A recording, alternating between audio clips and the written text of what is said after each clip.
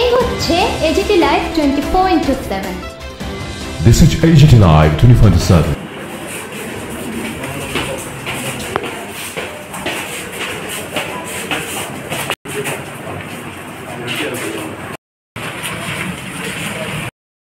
जो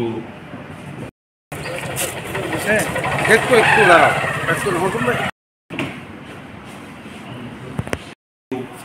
हर समय वो लोग अपना আমরা ভারতের গণতান্ত্রিক যুব ফেডারেশন ত্রিপুরা রাজ্য কমিটি এবং উপজাতি যুব ফেডারেশন কেন্দ্রীয় কমিটির আহ্বানে গোটা রাজ্যব্যাপী 8টা জেলায় জেলা শাসকের কাছে আমরা মূলত যুবদের কর্মসংস্থান বিষয়ক 3 দফা দাবিতে আমরা ডেপুটেশনে যাচ্ছি।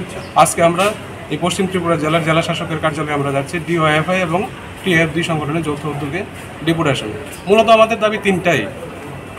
যুবদের কর্মসংস্থান বিষয়ক আমাদের এই রাজ্যে যে সরকার চলছে, সরকার গঠিত হওয়ার সময় যে প্রতিশ্রুতিগুলি দিয়েছিল তার মধ্যে অন্যতম হচ্ছে যুবদের কর্মসংস্থান।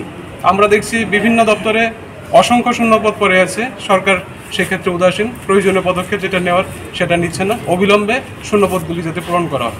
দ্বিতীয়ত হচ্ছে আউটসোর্সিং। এখানে দেখা যাচ্ছে যে যারা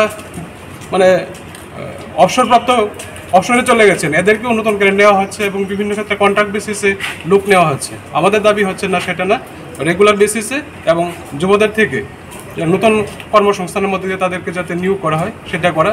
তার পাশাপাশি আরেকটা দাবি হচ্ছে আমাদের এই যে নিয়োগের ক্ষেত্রে যাতে স্বচ্ছতা থাকে।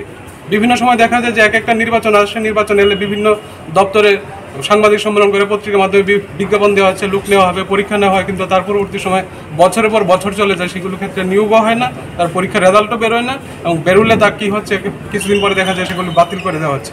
এই মূলত 3টে বিষয় নিয়ে এসে আমরা আজকে জেলা শাসকের কাছে আমরা ডেপুটেশনে যাচ্ছি প্রতিনিধিমূলক।